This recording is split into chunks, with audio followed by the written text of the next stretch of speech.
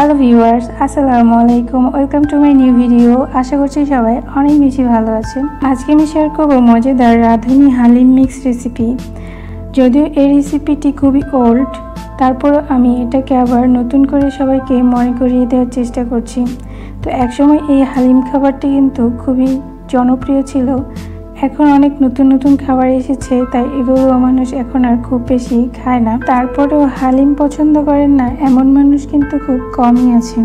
হালিম রান্না করতে পারেন না এমন মানুষও কিন্তু খুব কমই আছেন। তবে যারা আমার মতো নতুন রাঁধুনি, তারা কিন্তু জানেন না কিভাবে হালিম রান্না করতে হয়।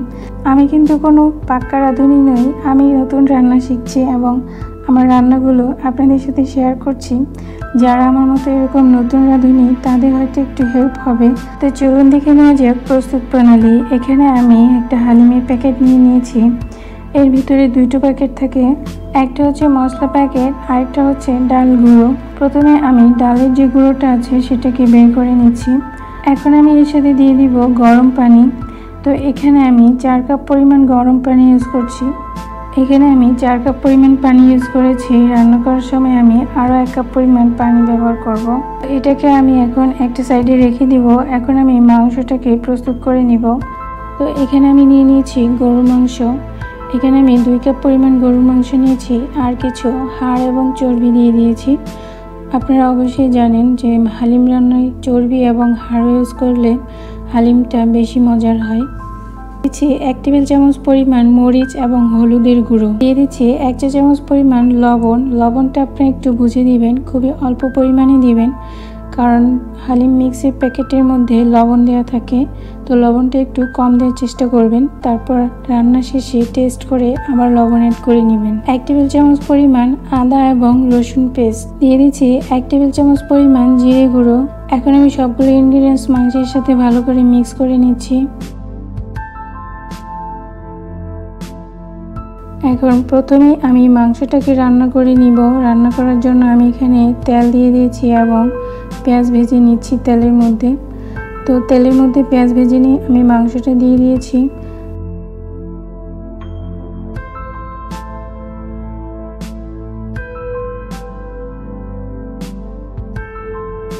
মাংসটাকে 2 মিনিট রান্না করে আমি হালিম মিক্সের যে প্যাকেটটা ছিল, মশলা প্যাকেটটা ছিল, সেটা আমি সেই মশলার প্যাকেট থেকে আমি অর্ধেক পরিমাণ মশলা দিয়ে দিব।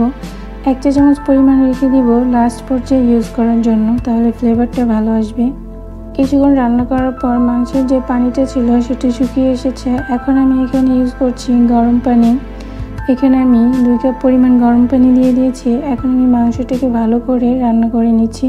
মাংসটা রান্না হয়ে গিয়েছে। এখন আমি এর মধ্যে ডালের যে মিক্সচারটা ছিল সেটা দিয়ে দিব। ডালটা দেওয়ার পর কিন্তু এটাকে অনবরত নাড়তে হবে, নাহলে কিন্তু তলায় লেগে যাবে এবং পুড়ে যাবে, হালিমটা পুরো গন্ধ আসবে। ডালটা দেওয়ার পর এটাকে 15 থেকে 20 মিনিট রান্না করব।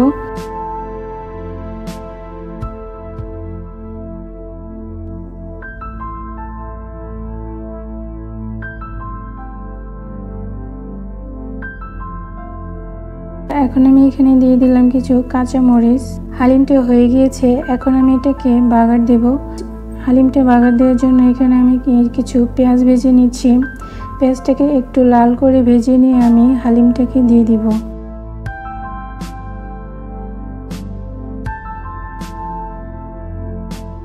হালিমটা অলমোস্ট রেডি হয়ে গেছে। এখন আমি ওই মশলা প্যাকেট থেকে যে মশলাটা রেখে দিয়েছিলাম সেটাকে এখন দিয়ে দিব, আর 1 মিনিট জাল করে আমি এটাকে নামিয়ে ফেলব।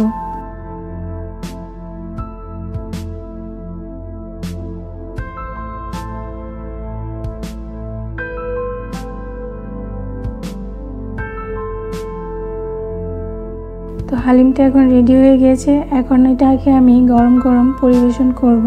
তো হালিমটাকে অবশ্যই গরম গরম খেতে হবে, তাহলে কিন্তু এটার টেস্টটা ভালো আসবে। আর অবশ্যই কিন্তু সাথে লেবুর রস দিয়ে খাবেন। লেবুর রস এই হালিমের স্বাদটাকে বহুগুণে বাড়িয়ে দিবে।